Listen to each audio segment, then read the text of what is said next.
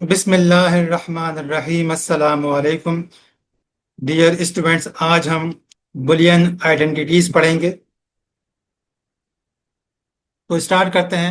सबसे पहले आप इस Boolean expression a plus zero को कंसीडर करें। यहाँ प्लस का मतलब लॉजिकल और ऑपरेशन है। अगर a की वैल्यू जीरो होती है तो a प्लस जीरो हो जाएगा जीरो प्लस जीरो, जिसका आंसर जीरो आएगा। और अगर a की वैल्यू वन है तो a प्लस जीरो का मतलब वन प्लस जीरो, और इसका आंसर वन आएगा। यानी आपने देखा कि अगर a जीरो है तो a प्लस जीरो का आंसर जीरो ही आया, और a वन है तो a प्लस जीरो का आंसर वन आया। यानी a की कोई भी वैल्यू हो, a प्लस जीरो का आंसर हमेशा a ही आता है। सेम यही रूल एक similar Boolean expression a dot one पे भी लागू होता है। यहाँ डॉट का मतलब है लॉजिकल एंड ऑपरेशन। यानी a की कोई भी वैल्यू हो, a डॉट वन की वैल्यू हमेशा a ही रहती है। ये जो दो चीजें मैंने आप लोगों के साथ डिस्कस की हैं बुलियन अलजेब्रा में, इन्हें आइडेंटिटीज लॉस कहते हैं। जो पहली थी a plus zero equal to a, असल में ये है आइडेंटिटी लॉ फॉर और। जबकि जो सेकंड है a dot one equal to a, ये है आइडेंटिटी लॉ फॉर एंड।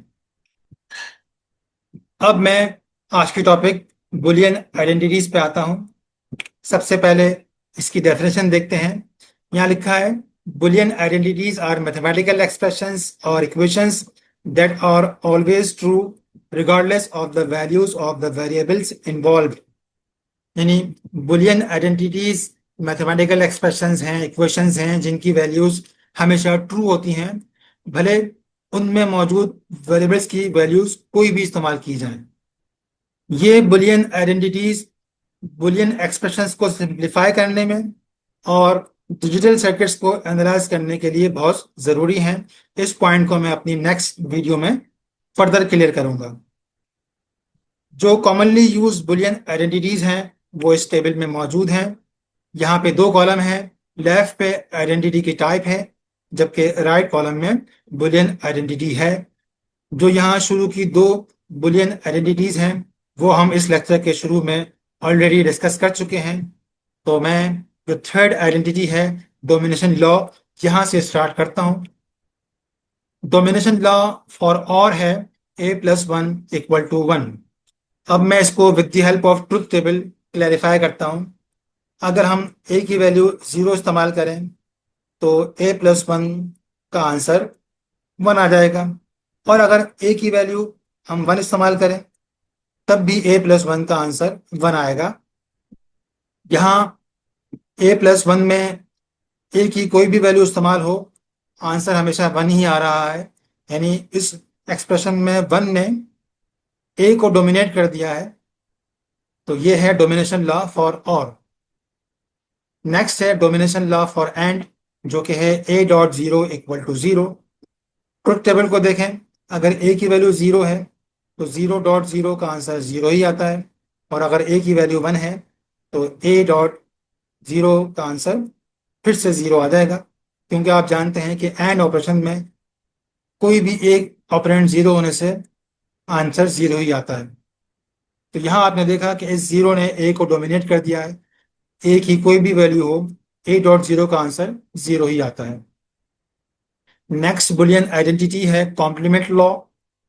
जो कॉम्प्लीमेंट लॉ फॉर और है वो है A plus A complement equal to one. इस ट्रुथ टेबल को देखें। अगर ए की वैल्यू हम जीरो कंसीडर करें तो ए कॉम्प्लीमेंट हो जाएगा वन, और ए प्लस ए कॉम्प्लीमेंट का मतलब हो जाएगा जीरो प्लस वन, जिसका आंसर वन आएगा।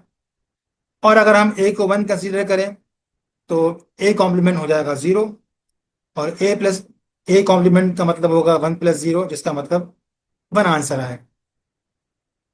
यहाँ आपने देख लिया कि ए प्लस ए कॉम्प्लीमेंट में ए की कोई भी वैल्यू हो, आंसर हमेशा वन ही आ रहा है। नेक्स्ट है कॉम्प्लीमेंट लॉ और एंड, जो कि है A dot A complement equal to zero. Truth table को देखें। अगर ए जीरो है तो ए कॉम्प्लीमेंट वन होगा, और ए डॉट ए कॉम्प्लीमेंट यानी जीरो डॉट वन का आंसर जीरो आएगा। अगर ए वन हो तो ए कॉम्प्लीमेंट जीरो होगा, और अब भी ए डॉट ए कॉम्प्लीमेंट का आंसर 0 ही आएगा। उम्मीद है ये कॉम्प्लीमेंट लॉ फॉर एंड आपको समझ में आ गया होगा। नेक्स्ट है डबल नेगेशन लॉ, जो कि है A double complement equal to A. Double complement का मतलब है कि हमने ए कॉम्प्लीमेंट पे फर्दर दोबारा से कॉम्प्लीमेंट अप्लाई किया है, तो ये हो गया डबल कॉम्प्लीमेंट या डबल नेगेशन। तो अगर ए की वैल्यू 0 हो तो ए कॉम्प्लीमेंट उस 0 को 1 में कन्वर्ट कर देगा, और हम जब ए कॉम्प्लीमेंट पे दोबारा से कॉम्प्लीमेंट अप्लाई करेंगे तो ये 1 दोबारा से 0 हो जाएगा। इसी तरह अगर ए 1 हो तो ए कॉम्प्लीमेंट उस 1 को 0 कर देगा, और अगर ए कॉम्प्लीमेंट पे फर्दर कॉम्प्लीमेंट अप्लाई करें तो ये 0 दोबारा से 1 हो जाएगा। यहाँ आपने देख लिया कि जो ए की वैल्यू है वही डबल नेगेशन या डबल कॉम्प्लीमेंट की वैल्यू बन रही है, इसीलिए ए डबल कॉम्प्लीमेंट ए के ही बराबर होता है। नेक्स्ट बुलियन आइडेंटिटी है आइडेम्पोटेंट लॉ। जो आइडेम्पोटेंट लॉ फॉर और है वो है A plus A equal to A. Truth table consider करें, अगर ए की वैल्यू 0 हो तो ए प्लस जीरो का आंसर 0 ही आएगा, और अगर ए की वैल्यू 1 हो तो ए प्लस ए यानी 1 प्लस 1 का आंसर 1 आएगा। यहाँ जो ए की वैल्यू है वही ए प्लस ए की वैल्यू बन रही है। नेक्स्ट है आइडेम्पोटेंट लॉ फॉर एंड, जो कि है A dot A equal to ए।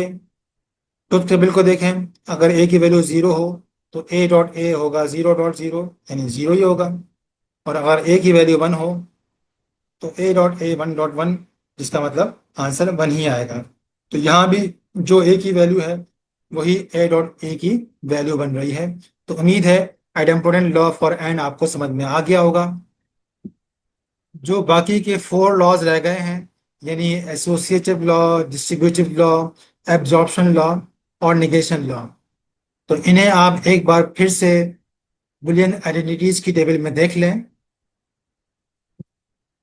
इन्हें मैं आपके लिए एज ए होमवर्क छोड़ रहा हूँ। आप with the help of truth table इन्हें घर में प्रूफ करें। कोई प्रॉब्लम हो तो आप मुझसे कमेंट्स में पूछ सकते हैं। अल्लाह हाफिज़।